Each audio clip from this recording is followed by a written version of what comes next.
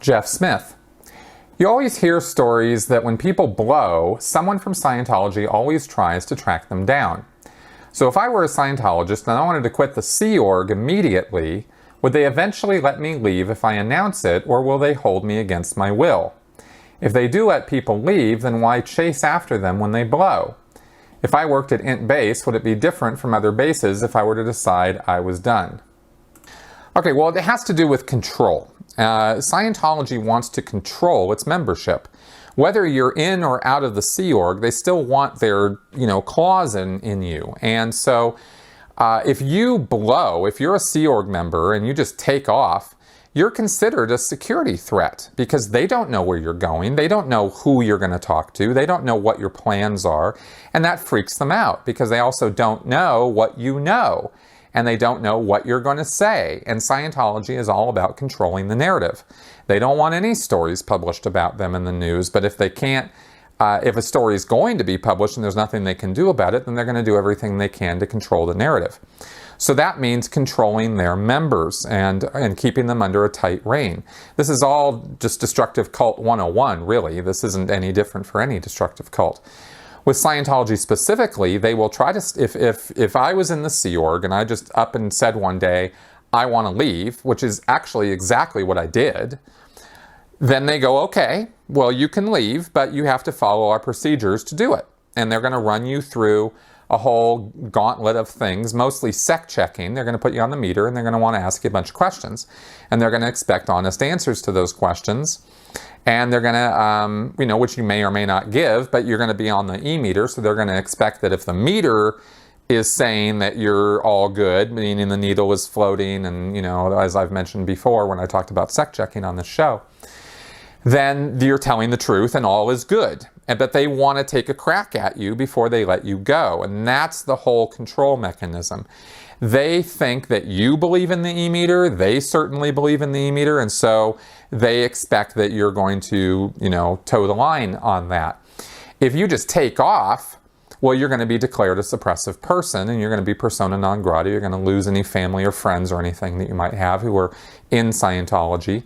And that's another hammer that they have over your head to keep you in line and control you. As far as how they'll go about stopping you, it used to be a lot rougher. I mean, they would, and I say that because of the stories about people, but it depends 100% on your location, and it depends 100% on who you are. If you're a high up mucky muck and you know all kinds of things, or you've worked personally with David Miscavige or something, they're going to be all kinds of interested in holding on to you. If you're some lower level, Sea Org member who just joined yesterday, then you're going to be a lower priority person for them to, call out the dogs of war if you blow.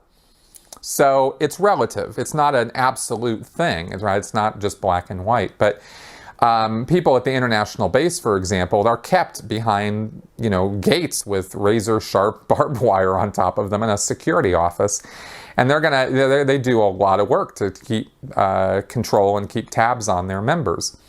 So they're going to want you to jump through their hoops. And there have been people who have wanted to leave who have been physically stopped and people's bodies get in their way and stop them from going through doors or leaving because of that control factor, and they feel perfectly justified in doing that. So it really depends on who you are and how badly they want to hold on to you, right? But generally speaking, they're going to want to hold on to you. I mean, your run-of-the-mill average Sea Org member who's been around for a while, they're going to want to hold on to that guy.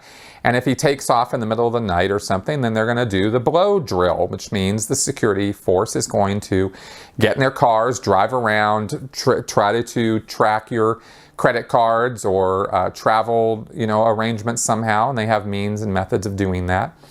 The night that I blew, when I was in the Sea Org and I took off, the next morning through my wife, they had access to the bank account. They knew that I had gone to downtown LA and withdrawn some money from an ATM. And that what they didn't know is that I had then walked all the way over to Pasadena because I went from Hollywood to downtown LA, and then I went in the totally opposite direction because that night I was kind of out of my mind and pretty paranoid. So But my point was they knew that I had taken money out of an ATM at a specific location because they got access to my bank account through my wife. They were also trying to track, like I said, travel. So they'll check airports, they'll check bus stations. It's a whole thing, and they're going to try to bring you back because of that control factor, right? They just want you under control. So anything that accomplishes that control is pretty much, they're going to do, and no matter what it takes, and no matter how much force they have to use, and they've used a tremendous amount of force in the past on Sea Org members to keep them and hold them in place. I think they're a lot more cognizant. I will say this, I think these days they're a lot more cognizant of the law and of their vulnerability because of the internet. So, if somebody was determined to just leave, well, they'd just leave. I mean, they'd just go out the door. But, I'm talking about maybe in LA at Big Blue, right, where there aren't razor barbed wire fences. You can just sneak out. There's a couple doors in that place where you go out, and within 10 seconds you're out of sight. And if you make it and you get going, you're gone, right? At the international base in San Jacinto, not that case at all.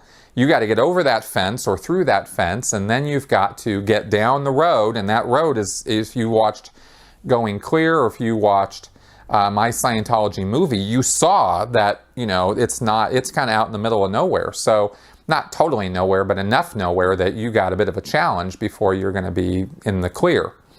So, like I said, I guess it's kind of individual by person, but those are the general broad sort of strokes to it. And I hope that answers the question.